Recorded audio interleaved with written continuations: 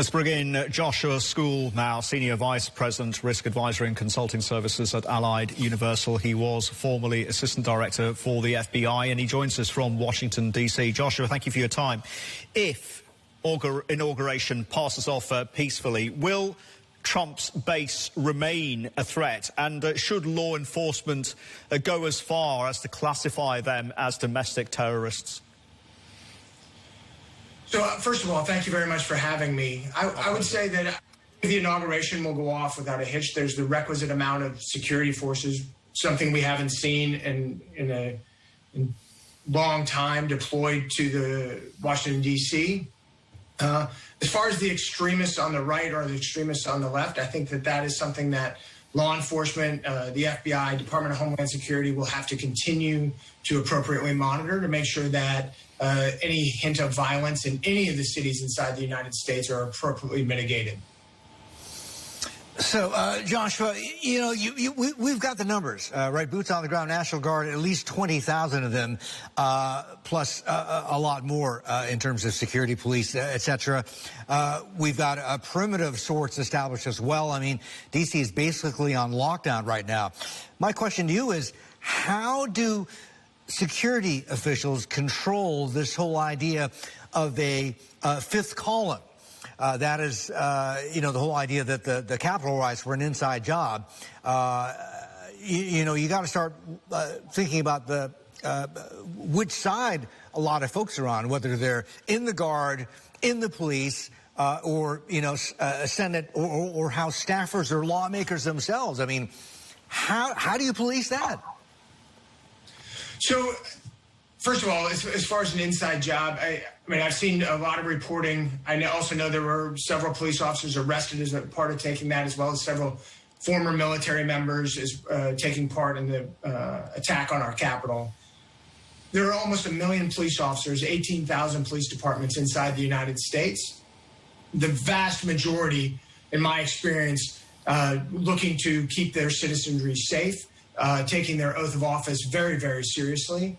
So I think like anybody, when there's a threat of violence as it is associated with an attack, whether it's on the Capitol or a rhetoric of violence on social media, and somebody is a part of law enforcement or the military, the FBI takes those very, very seriously and will investigate appropriately and take steps with their state, local, federal partners to mitigate those threats. Joshua, question remains, how can one of the most supposedly secure locations in the United States, if not the world, be breached? And why did the chain of command within the Capitol Police collapse entirely? Did that suggest complicity or sheer incompetence? And what were the lessons learned? So there's nothing that leads me to believe that there was any complicity in the chain of command at the Capitol Police. I think there's an investigation going on to see why the barricades were constructed, why the requisite amount of resources weren't appropriate, and further, what information was shared regarding this threat. Clearly, we know now that this was not a protest and then spontaneously charging the Capitol. We know that there were folks that there were people that were there who had pre-planned. They brought weapons, they brought flex cuffs, and there was an intent to breach the Capitol. Why that wasn't taken more seriously, I think the investigation will bear that out. And certainly, as a result of that, which is horrible, then our nation is on high alert. And while the reporting was there were going to be protests in every city this weekend, the information sharing from the FBI, the Department of Homeland Security with state and local law enforcement allowed them to be able to put the requisite resources around their state capitals to ensure something like that didn't happen outside of Washington, D.C. Joshua, you know, this may sound nitpicky, but just as a practical matter, boots on the ground, 20,000 guard. If I remember correctly, I mean, D.C. obviously is not a state, right? And I was reading somewhere that D.C. Guard, when they're called out, it's not Muriel Bowser who's actually in charge, it's actually the sitting president. Is that true as far as you know? And two, the 20,000 Guard we're talking about on the ground, the composition, where are they from? Do we know? I think they're from the National Guard are from all over. I had seen reporting that they'd come from Virginia, Pennsylvania, Maryland. So they are from all over the country in order to make sure that the district is protected.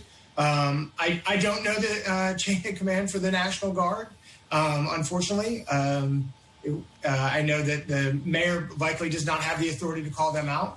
I know there was pre-planning done prior to, and there was requests during the assault on our Capitol where the Maryland and Virginia State Police deployed, but the National Guard was lagging. And I think our investigation being done by the FBI will bear out what happened in that failure to deploy in a timely manner. Joshua, very quickly, if you may, if Trump is impeached, then is there a risk that it radicalizes his base? So I think going forward, we have to examine the entirety of what has happened this year, whether it is left-wing extremists or right-wing extremists. And you have to, what we do to help companies out is make sure that you're analyzing the threats that are appropriate to your location and your people, and law enforcement and intelligence organizations are doing the exact same. Is there going to be a flashpoint that is going to cause one side or the other to actually rally or protest? Generally, there will be indications of that on social media. Certainly, we are seeing or we'll be hearing about other nation states fanning the seeds of hate on social media in order to exacerbate those threats, whether it's in Washington, D.C. or other places.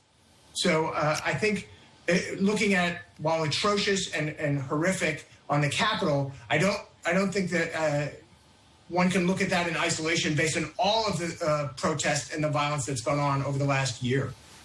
Got it. Listen, Joshua, fantastic talking to you. Thank you so much for your time. Great value there. Joshua Skule, Allied Universal, also former AD at the FBI.